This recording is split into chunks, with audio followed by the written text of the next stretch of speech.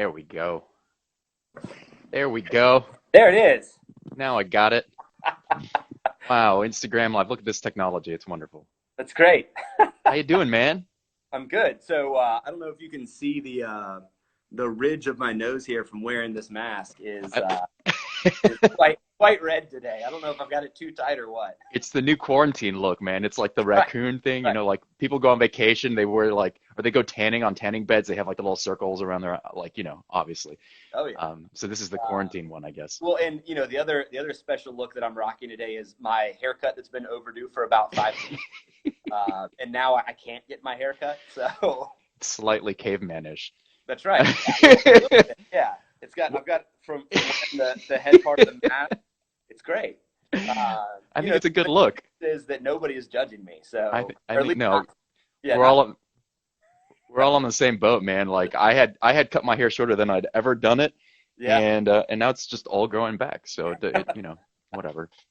We'll get to the point where we'll just get the clippers and start doing that or just So, slick it yep, back. yep, I've got those still. And that was when I was in high school. I had a shaved head. So, Oh, really? yeah, oh yeah. And you did it yourself? Yeah, well, my dad did it for me. Oh, okay, all right. I could get the front three quarters, but the back, for whatever reason, if I tried to do it myself, I would always have ridges and stripes, and Oh yeah, sure. You get the never, like little never. holes and patches. That's right. That happens to me with my beard all the time. Like I try to like trim it and then Oh it's like, yeah. oh, I got that one little patch. Well, so occasionally when I'm trimming mine, I'll accidentally like go too far up my chin line or something, and then I'll just like shave the whole thing off. All right, You're I like, messed oh, up. I guess it all has to go now. Yeah, you just gotta like clean it up. That's the worst. That's right. Oh man. So where's your mask? Let us see your All right. mask. So this is the official heavy duty closing mask. Um, I love that. but yeah, That's so that that's looks it looks it's like something out of like a DC comic. Like you'd be like a super villain with that. It's like very Bane. so I bought it about a year ago. I was helping my dad do some demolition at his house, and he had some mold.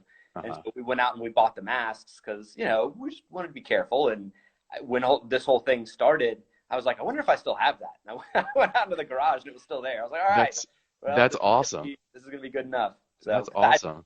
you know, I, not that I would want to purchase masks right now anyway, because I don't want to take away from the people that Right. actually need them. But it Right. was nice to actually have something to help protect myself. So Yeah, and something real. Like most people are just making masks out of whatever they can find around the house now. They're like, oh, look at this old rag or t-shirt, and like that's right. it's all Which kinds of like, don't get me wrong, that does help prevent that person from transmitting it to someone else. yeah, But all these people that are healthy that are wearing them, I think they probably have a false sense of security, because if you're wearing a t-shirt across your face, that's not going to screen out the coronavirus. yeah, it might not. But it's like a fashion statement now. Like there's Right. Oh people yeah. wearing like all people are like selling like really fancy masks and like I think it's called Corona chic, I think is Oh the yeah. term. Yeah. People Corona chic. they're cutting up their like Versace t-shirts to have like a Versace print on their face mask. You know. It's true. Well, you got to do what you got to do. Do it for the gram. Right. How else are you supposed to show people that you're worth more money than they are? You got to tear up a Versace t-shirt. I'm alive and I'm wearing this mask. Oh, that's awful. That's right. Oh man, so you just got back from what was it, a closing or an Well, inspection? yep. I had a closing that ran a little long. We had an issue come up, like I said, with some repairs, but fortunately they were able to get it resolved. It just Yeah, took a little while for them to all get on the same page. So right. that's why I was just a couple minutes late. But the good news is I got a little bit of time with you today. I think I've got a 12:30 appointment, but that'll Woo. be a quick, easy cash closing. So I've Okay, sweet. already looked through that file. So So we'll make this hot and quick. that's right. Uh, Yeah.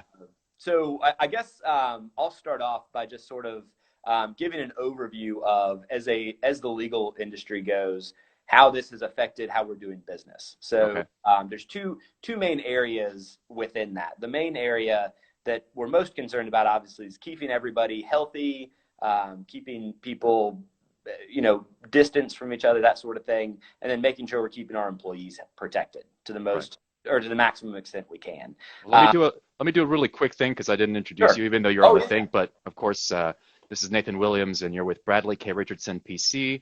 the Greenville office, and you're our closing. Well, you're a closing attorney that I love to use a lot because you're very helpful and you're always on top of your games. So, but Appreciate anyway, yeah, keep going. it. So, the steps that we're taking to protect people, every office that we have is doing it a little bit differently. We've got 4 offices all across the upstate, but everyone is doing, sort of what they feel is appropriate. I'm lucky because we actually just bought the unit next door to us Hmm. about 4 weeks ago. And so before I had a chance to buy any furniture or move anybody in there, this whole thing sort of really got started. And so we've set up some tables and some chairs on the other side. And so I keep the general public and my employees separate so that their paths don't cross.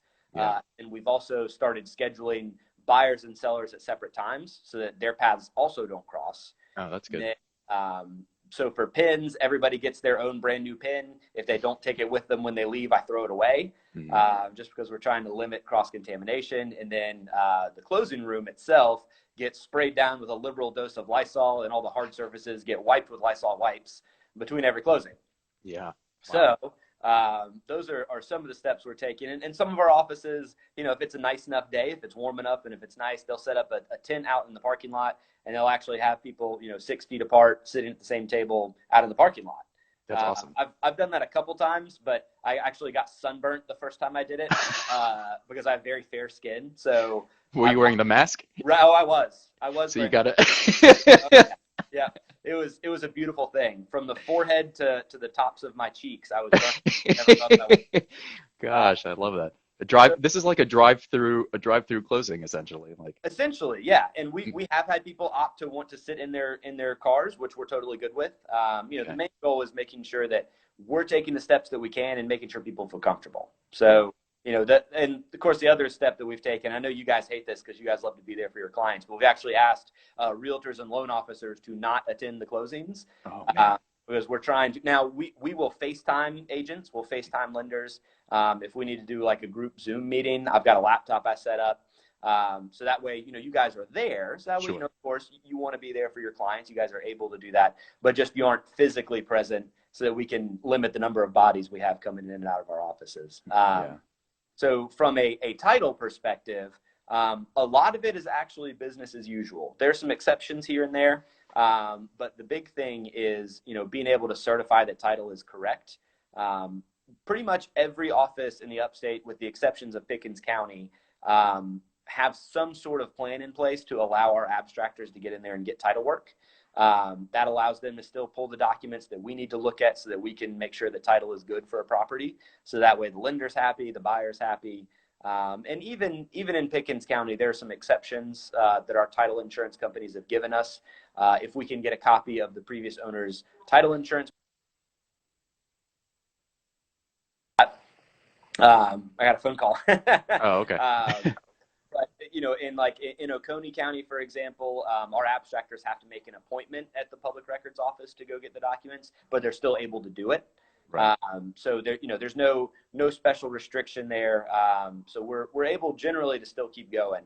Now we have a special document that we have our buyers and sellers sign that basically says, if there is some sort of gap between when we sign the documents and when we can get them recorded, they understand the potential implications from that. So even though all of the Register of Deeds offices are open in some form or fashion, we're able to record pretty much everything we need to record. It's possible that they could change their mind and later today or on Monday, they could close. And if Yeah. that happens, there would be a gap between when the documents are signed and when I can get them recorded. Right. Our title insurance companies are willing to insure over that gap, but I have to have the buyers and sellers sign a document. So the sellers agree that if there is a gap, they aren't going to let any new liens or anything be put against the property. And then they're also certifying that basically there's nothing out there that is not public record yet that could affect the property. So they haven't been threatened with a lawsuit. They're not aware of any pending claims. Obviously, if any work's been done on the property, they've paid those people. Yeah. And then the buyers acknowledge that if there is a gap, there might be a limit or there might be a delay on when they could refinance or sell the property. Hmm. Obviously, most folks are not going to refinance within a month or two of buying, and they're Sure. probably not going to sell within a month or two of buying. but you know, we have to cover all the what ifs. We have to cover all of the potential downfalls and repercussions and that sort of thing. So, Yeah. and we're, you know, we have most of our staff that can work remotely are working remotely. We actually, when this first started, we bought about 30 laptops. Oh, We wow. were already leaning towards going that route, but this sort of kicked us in the rear and got us to actually pull the trigger. Yeah, So right. everybody that can reasonably work remotely is working remotely, just because that again helps us limit you know, how much exposure and any cross contamination and keep people as healthy as we can. So Yeah. Do you think this is like the future of real estate anyway, no matter what, even once this virus thing goes away? Like, is you this know, just how things are going to be done? that's an excellent question. I think this has been a really good exercise in how much we can truly get done remotely Yeah. because we haven't really had a choice. You know, there's Yeah. been a lot of stuff, and I think you know, you and I had a phone call the other day, but I think this is probably going to push some lenders towards, you know, maybe being able to do a lot more remote or signing things electronically ahead of time, so that way we're limiting how much we have to sign at the closing table and what we have to physically sign. And we also talked about how the state legislature is considering a bill that would allow the state of South Carolina to do a remote online notary. You know, Right. currently that's not acceptable. Currently, if you have somebody who's watching you sign through a computer screen, they cannot comply with the law and certify that they saw you sign the document, because right now the statute reads, you know, in their presence. And so that, you know, by all interpretations, that means you've got to be there with them. Yeah. So So that's how do we get, well, how is it that we're working around that right now? So right now, the big thing that our firm is doing to try and encourage people, if they want to stay home, is we've waived any additional fees that we would normally charge to do a mail away. So in other words, you know, we get the package together, we send it to them remotely, so that way they can get the documents executed with a witness and the notary where they are, so they don't have to Mhm. travel to us. You know, it doesn't really cut down on the bigger picture of limiting interaction with other people, but it does if they're more comfortable doing that, because frankly, our office is probably going to have a lot more people in and out than wherever they would go to have it notarized or have a witness sign. Right. The other thing we're doing is, you know, any checks that need to be cut for people. So if the sellers are getting proceeds, we're waiving our wire fee on that stuff. So that way, instead of having to physically hand a check to a seller, or if a buyer brings too much money, we can actually just wire their proceeds to them. So that way, two benefit there. We're waiving the fee for that, but then also, if it's a large amount of money from selling a house or that sort of thing, it's available much sooner than it would be if I handed them a check. Because, you know, Right. generally most banks hold that check for a while. Sure. Uh, Yeah. but that way, you know, if there's some sort of issue where we have a funding delay, you know, if we're waiting on a wire from somebody, when we get it and we can fund it, they don't have to come back to our office again. Hmm. Same thing with commissions. So a lot of agencies have set up with us to where we can wire commissions for agents, and we just email the necessary copies that you guys need for your files. So that way, again, we limit how much paper we do back and forth, and That's so we're, great. we're open to cut down on that sort of stuff. Yeah, that's really helpful. That's a great service there. I actually haven't even talked to our new brokers at EXP about that yet, so I'd have Yeah, to find out about that. I'm sure that they have a way to do it. I know that I'm they sure because everything there is virtual anyways. right, So right, yeah, that's right. cool. I think what time is it? 12:23. Okay, good. All right, we're good. Yeah. I've got that 12:30 appointment I got to go for, but I wanted to make sure we weren't running over. So I also want to touch quickly on some of the potential implications we've seen Hmm. on the lending side, and you know, that just people qualifying for mortgages. So to date, I think I've had one contract at my office fall through because of somebody losing employment because of the virus. Right. So to give some perspective on that, we opened last month 65 new files, and so one person lost their job. Hmm. So generally, you know, at least people that are qualified for the mortgages that we have are either deemed essential or they're still getting paid. So Right. one or the other, which is good, because I from a broader policy perspective, I really truly believe that the housing market is going to be what helps pull our economy out of the gutter. Yeah. I believe that the feds are going to keep the rates as low as they can, you know, Hmm. within reason, and that's going to allow a lot of people who either maybe didn't qualify necessarily for a mortgage before to qualify, or it'll give people that are qualified more buying power. You know, Right. And more obviously, incentive. Yeah. yeah, exactly. I So mean, it's a win-win right now, I think, because all of our sellers are still getting what they're asking for, and buyers are still getting the low interest rates, so it's kind right, of working out for everybody. yeah, and so I told I think I was on a phone call with Brooke Schuler the other day, and we were talking about it. And generally our industry, as far as underwriting goes and that sort of thing, we're about 30 to 60 days behind what's happening in the real world. Mhm. So I think probably job losses and stuff are starting to catch up with us a little bit. Yeah. Uh, but like I said, the impact so far has been pretty minimal. And I think Mhm. if we can get things turned around, if people will actually socially distance, and if we can get this thing to die down, I think we're going to be back to business as usual probably within the next 60 to 90 days. Now, of course, that's a big assumption. That Yeah. means everybody's going to mind their P's and Q's and actually Right. listen to guidelines. But Yeah, we'll see. I mean, every now and then I peek out the window and I'm like, those guys are not social distancing, but maybe they live together. Who knows? right, right, exactly. Maybe so. Uh, Yeah, well, we've got all this, and then we've got all the virtual stuff that's picking up anyway too. And we're learning to do a lot of things remotely too, virtual tours, virtual open houses, things like that. So, yeah. Which is, so I who mean, knows? that's huge, I think, because especially when the market is as hot as it is, Yeah. I remember last summer I had one particular buyer that they had put offers in on 6 or 7 houses Hmm. during the peak of market before they actually even got considered. They Jeez. they would put an offer in because both the buyers worked full time. Hmm. So if a house went on the market at 9 o'clock in the morning while they were at work, chances are by the time they could go look at it at 5 o'clock in the afternoon, it was gone. It's already out. Yeah, Sort of nuts, but I know. it's one of those things where if you have a virtual tour, okay, great. Maybe you take your lunch break Hmm. and do the virtual tour, and maybe you have your realtor go walk through the house physically for you, and you guys can feel good enough about it to make a decision to do an offer that way. Yep, I think exactly. like you hinted at, I think this has potential for long-lasting repercussions in our industries. Yeah, yeah. There's I mean, really all over, but definitely our industry. Yeah, Sure. Yeah, so yeah. that's one of the things where, and I was joking last night with my neighbor. We were about 10 feet apart, but we were talking in the storm that came through. He had a tree that fell over into my yard. Didn't Oh, do damage, but we were just sort of talking about it, and we were joking that it's one of those things where we've got to respect the social distancing, and we can't shake hands and that sort of stuff, but we can drink a beer from 10 feet apart and yeah. still sort of enjoy each other's company and shoot the breeze. So. Yeah, Uh, absolutely. I've been doing the same thing with my neighbor. We both have little fire pits, so I light mine on my side, he lights his, and we just like cheers at each other and hang out. guys give each other a smoke signal when it's time. Right. Yeah, exactly. Oh man, So, well, good. cool.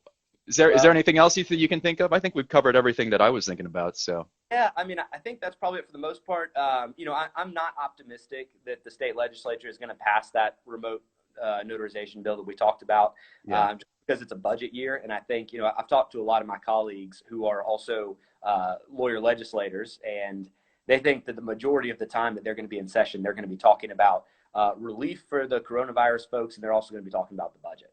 yeah, So I'm not optimistic that'll get passed this year. We'll see what happens in the years going forward. yeah, I don't know that it's going to pass ever, but sure. if there were a compelling case for it, I guess this would be the time. So Yeah, at we'll least we'll temporarily. yeah, we'll see. Well, So you let me know if you hear anything about that, and if I do, I'll just check in with you as well. I So, will, man. Yeah, all I right. will. So Another thing, congratulations on being a dad again. I got to thanks, throw man. that in there. Thanks, man. Four Yeah, weeks, 3 weeks, three a weeks, month. It was a month this a week. month. She's a All month old. right. So our Yeah, our man. 2-year-old is still adapting. He's getting used to it. He's used Uh, to having all the attention, of course. So terrible twos. that's right. He gets to have split time now with mom and dad. So That's right. Oh man. Well, I congrats again. appreciate, yeah, I Yeah, appreciate yeah. you having me on, Of and course. I appreciate the kind words. And we'll probably have to do this again sometime soon. Absolutely. Thanks, man. I really appreciate it, Nathan. That Greenville closing attorney. It's at that GVL closing attorney. Okay, that's what it is. I'll put it in the comments anyway, so I people will have appreciate it. it. Yeah, man. Well, thanks again. Thanks for your time. Okay. All right, bud. Good talking to you. All right. You too. Have a good one. See ya. See ya.